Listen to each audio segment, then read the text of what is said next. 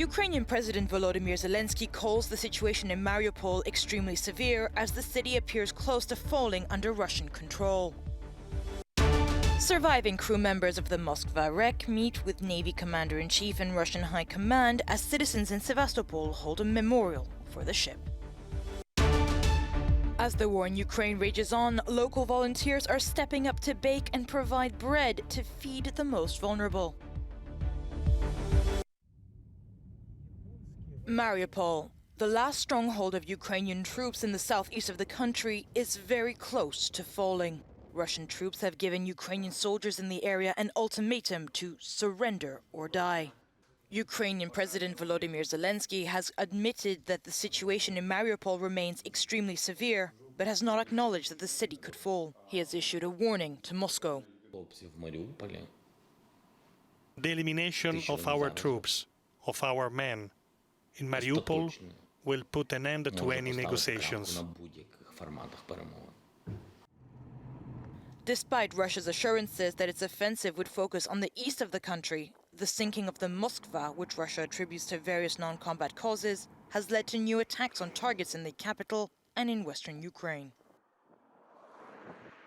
In the Odessa area, Russian air defense forces shot down a Ukrainian military cargo plane set to deliver a large shipment of weapons supplied to Ukraine by Western countries.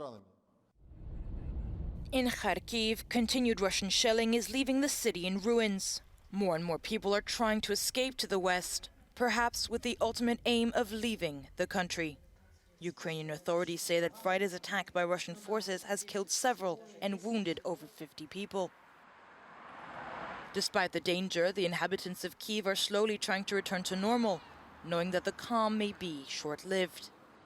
Not far from there, in Borodyanka, work has begun to clear the city of rubble following the Russian withdrawal. Investigation teams continue to collect evidence of the numerous crimes that Russian troops have left in their wake. Russian Navy Commander-in-Chief Nikolai Yevmenov and other members of High Command met on Saturday with the crew of the sunken Moskva missile cruiser. The ship sank on Thursday after it was heavily damaged. While Ukrainian officials said their forces hit the vessel with missiles, Moscow does not acknowledge any attack, saying only that a fire had detonated ammunition on board.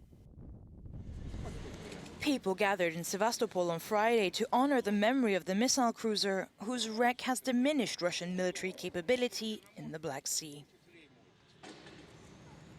With a speech delivered by retired Navy Captain Sergei Gorbachev, local residents came to lay flowers at a monument to the 1696 foundation of the Russian Navy.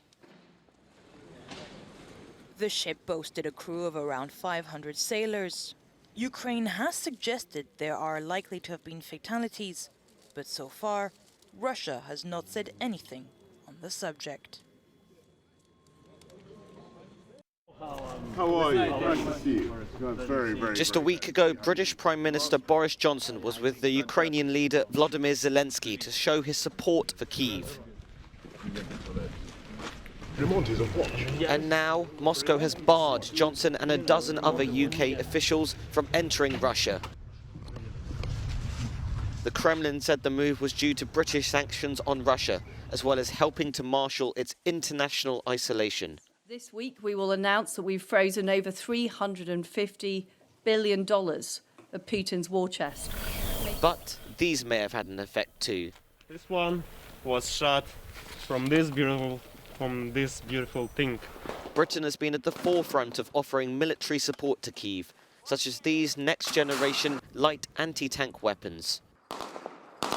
They are crucial in allowing Ukraine's forces to fight back against superior Russian firepower.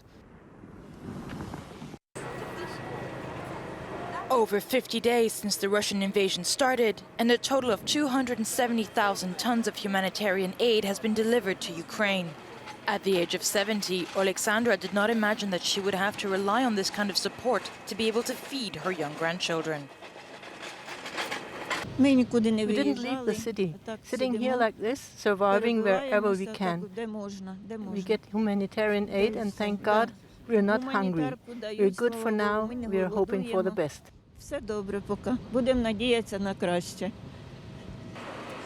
And this is a similar situation in which almost all the inhabitants of Borodyanka, one of the cities most devastated by the Russian occupation, find themselves. But aid doesn't just come from outside the country. Within Ukraine, there is a whole system set up to help those who are most in need. This is the case with this bakery on the outskirts of Kyiv. Part of the production space was given to volunteers so that they can make bread. We bake real Ukrainian traditional bread. It's really good and really tasty. We make bread for the hospitals, the military, for people who can't afford it, or for pensioners. We're constantly searching for those who may need the bread. A job which can be as important as that of the soldiers on the front line. I was thinking a lot about this because when you're in the back, you can't hold a weapon or do something useful. It was really hard for people, and everyone was searching for ways to be useful. Some were helping with the clothes, some volunteered, some were cooking something. We do as much good as we can now. Making hundreds of loaves of bread a day, these volunteers guarantee that they are also ready to fight until the end of this war.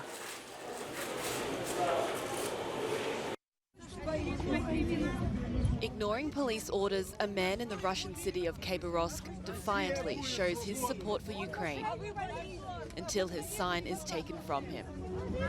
Officers have arrested 2 people there demonstrating against the war. There have been consistent protests across Russian cities denouncing what Moscow is calling a special military operation. Thousands have been detained, and the Kremlin is doubling down.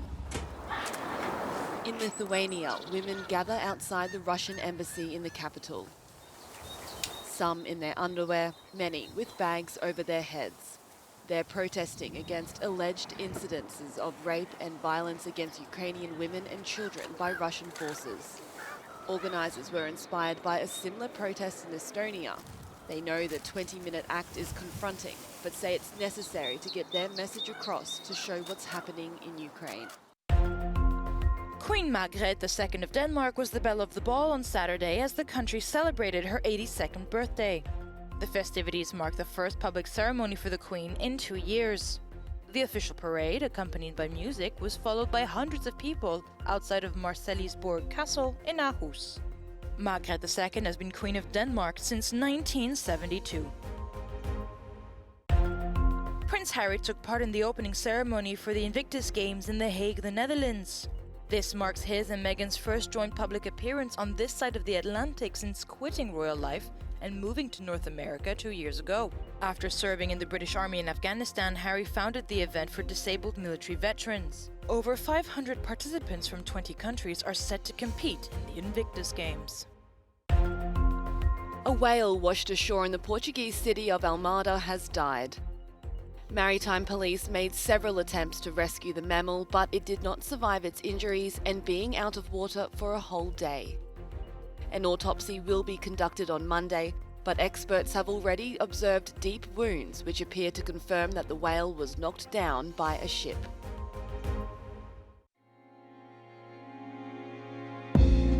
In Coruña, Spain, the Barrier Foundation is hosting an exhibition, Textiles of Artists, organised by the Fashion and Textile Museum of London. The exhibition offers a journey through the history of 20th century art through fabrics designed by representatives of movements such as Fauvism, Cubism, Abstraction, Surrealism and Pop Art.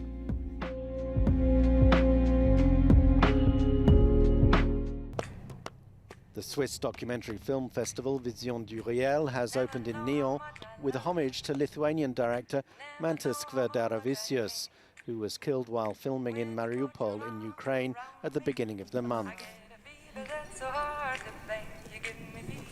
It is one of the leading documentary festivals in the world.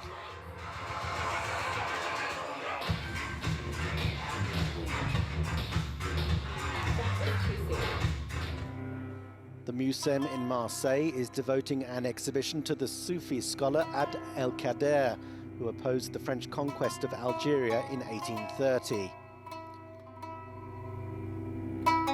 Seen as a national hero by Algerians, the religious and military leader is not well known in France.